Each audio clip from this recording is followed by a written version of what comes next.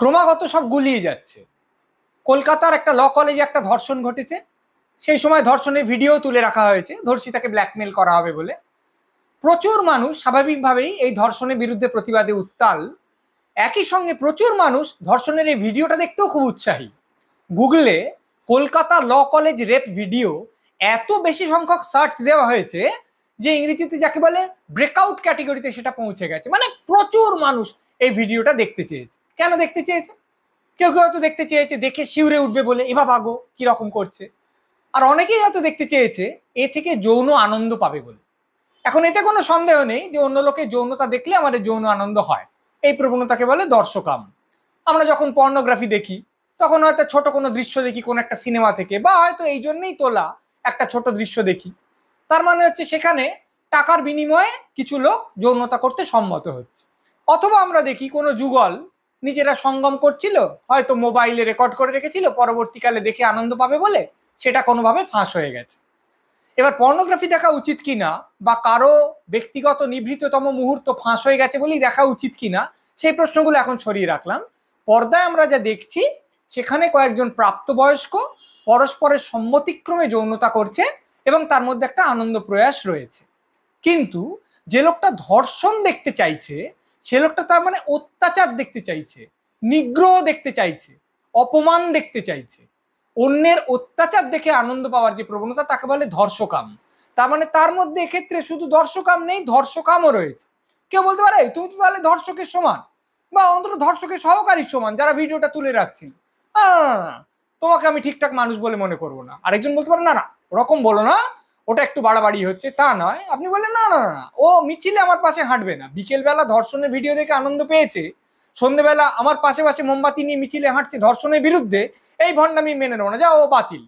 আর তুমি বলো না না না ওরকম বলবেন না, ও ধর্ষণের ভিডিও দেখে আনন্দ পাচ্ছে বটে, তার মানে কিন্তু এই নয় যে ও চায় বাস্তবে অনেক ধর্ষণ হোক।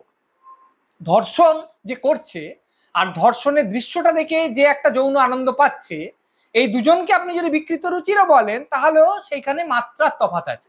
যে লোকটা খুন করছে আর যে লোকটা দাঁড়িয়ে দাঁড়িয়ে সেটা দেখছে, এই দুজনের অপরাধের মধ্যে মাত্রার তফাৎ আছে। একটা লোক হয়তো ভিডিও গেমে প্রাণপণ গুলি করে 17,000 লোককে রোজ মারে, তার মানে কিন্তু এই নয় যে সে চাইছে যুদ্ধ হোক আর প্রচুর লোক মারা যাক। এরকম একটা সিদ্ধান্তে আমরা আসতে পারি না। ওইভাবে আপনি বাতিল করবেন, আপনি বললেন না না না সে হয় না।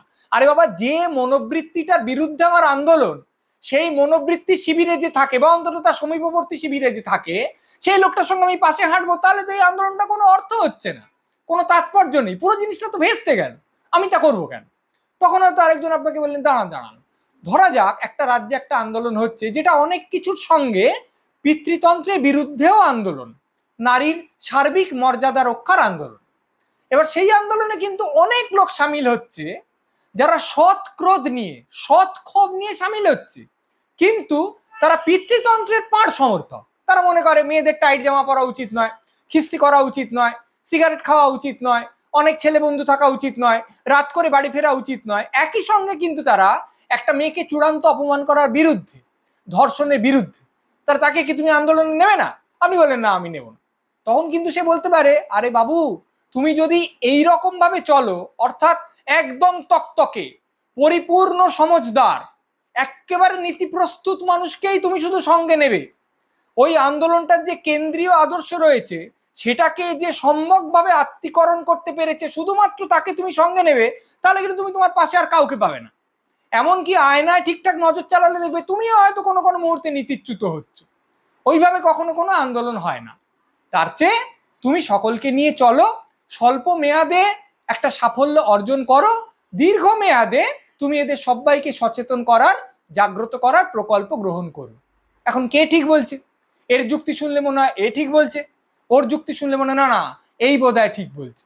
এখন যে লোকটা কথা বলে বা আলোচনা করে সে তো সমস্যাটার এদিক থেকে একটা আলো ফেললো, ওদিক থেকে আলো ফেললো, তারপর চলে গেল।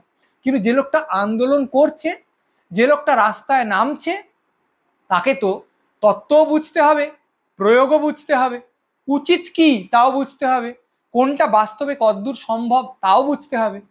তার কিন্তু এক্ষেত্রে ধাঁধা লেগে যেতে পারে, ব্যাপারটা গুলিয়ে যেতে পারে, কি করবে সে না বুঝে উঠতে পারে। সেই সমাধান আমরা দিতে পারবো না। আমরা শুধুমাত্র বলতে পারি যে এই ধাঁধাটা আছে, এর সমাধান করে, বা হয়তো কোনো একবার ঢলে কোনো একদিকে আরেকবার ঢলে একরকম আপোষ করে চলতে হবে। আমরা শুধু বলতে পারি যে বা যারা আন্দোলন করছেন তাদের প্রতি আমাদের এই ধাঁধা সমাধানের পূর্ণ শুভেচ্ছা রইল।